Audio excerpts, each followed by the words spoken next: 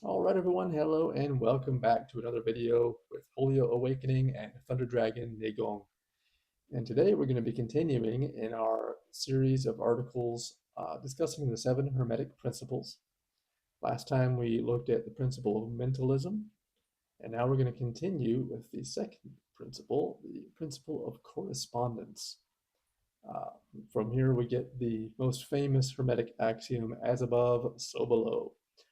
Uh, Before we dive in, of course, as always, make sure that you like, subscribe, hit the notifications, whatever is applicable, wherever you're watching this, and be sure to check out the links provided to check out our website and other social media for classes, courses, consultations, other informational articles, and all that good stuff. So with that said, let's go ahead and get started here on the second of the Hermetic Principles, why it is important, not only for life, but for our practice of internal martial arts, alchemy, and cultivation. The principle of correspondence, bridging heaven and earth through internal practice. In this third article of our series on the seven Hermetic Principles and their relationship to the alchemical path and the internal martial arts, we turn our attention to the second principle, the principle of correspondence. It is most famously summarized in the Hermetic axiom, as above, so below, as within, so without. This single line conveys one of the most profound truths of internal cultivation. Reality is not fragmented into isolated layers.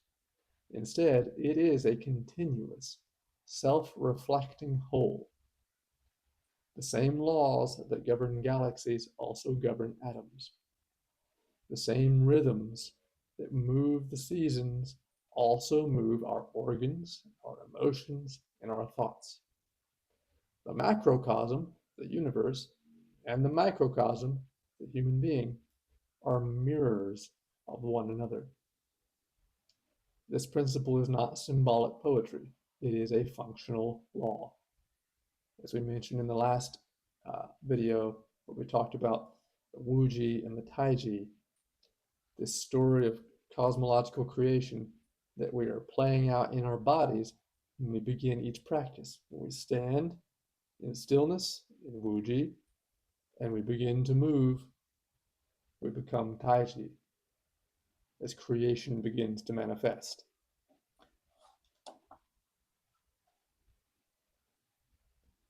Macrocosm and microcosm, a shared architecture. The principle of correspondence teaches that every level of reality is structured according to the same underlying patterns. What differs is scale, not essence. Modern physics quietly affirms this insight. We see fractal geometry throughout nature. Branching trees resemble vascular systems. River deltas resemble lung alveoli. Spiral galaxies echo the spirals of shells in DNA. These are not coincidences. They arise because identical mathematical rules generate form across vastly different scales.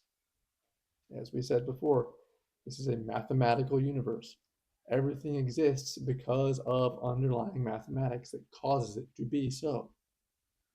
This mathematics originates from the primal mind, the primogenitor of all reality, God.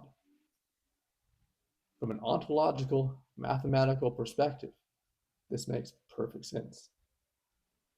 If reality is fundamentally governed by abstract laws of symmetry, proportion, and resonance, then those same laws must express themselves everywhere. The universe is recursively structured. Taoist cosmology articulates this through the triad of heaven, earth, and man, or human. Humanity stands between heaven, cosmic order, and earth, material manifestation. We are the bridge between the two, possessing the mind of heaven and the physicality of earth. And we act as a living bridge between the two. Internal cultivation is the art of consciously aligning this bridge. When we practice Qigong or Taijiquan, we are not merely moving our bodies. We are learning to harmonize heaven's patterns with earth's substance inside ourselves. The correspondence in Taoist alchemy.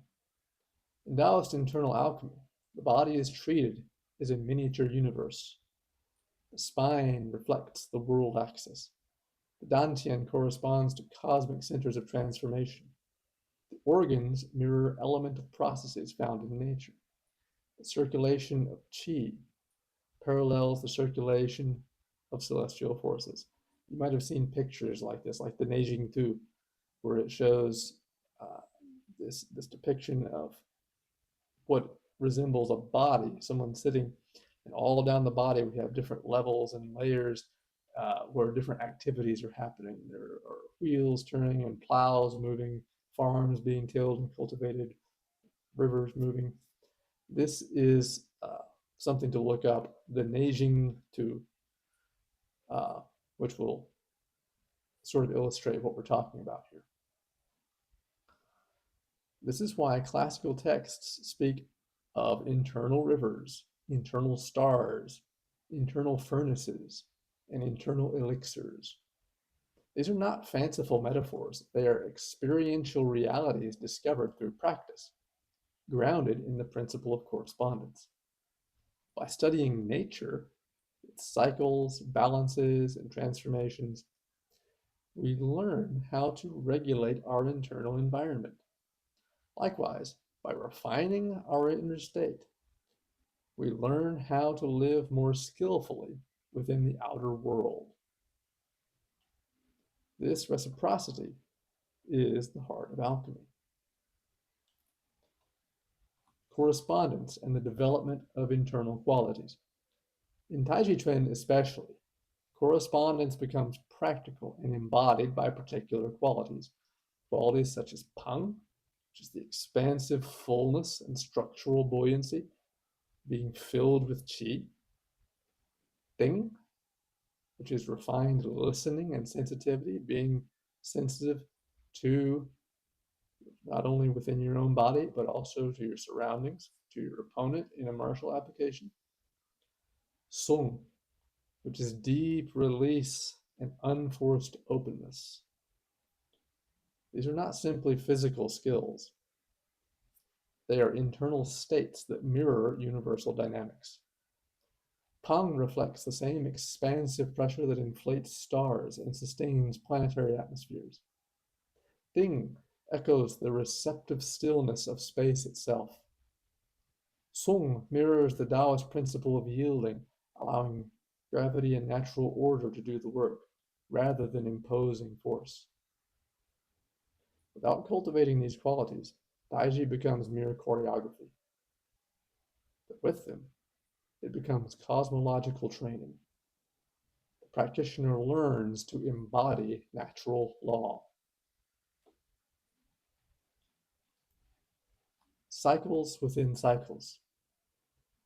The heavens move in cycles, day and night, lunar phases, seasons, planetary rhythms.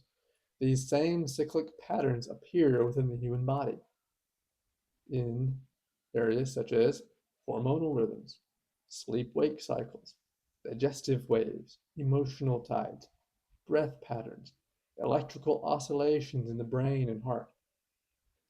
Here again, everything is in correspondence. The principle of correspondence teaches us that health arises when these inner cycles are synchronized with the outer ones. So many of the health problems that are pervasive in society today are the direct result of being out of balance with natural law, out of balance with natural cycles, trying to defy nature, trying to dominate nature, rather than trying to live in harmony with it and flow with it, as we were designed to do.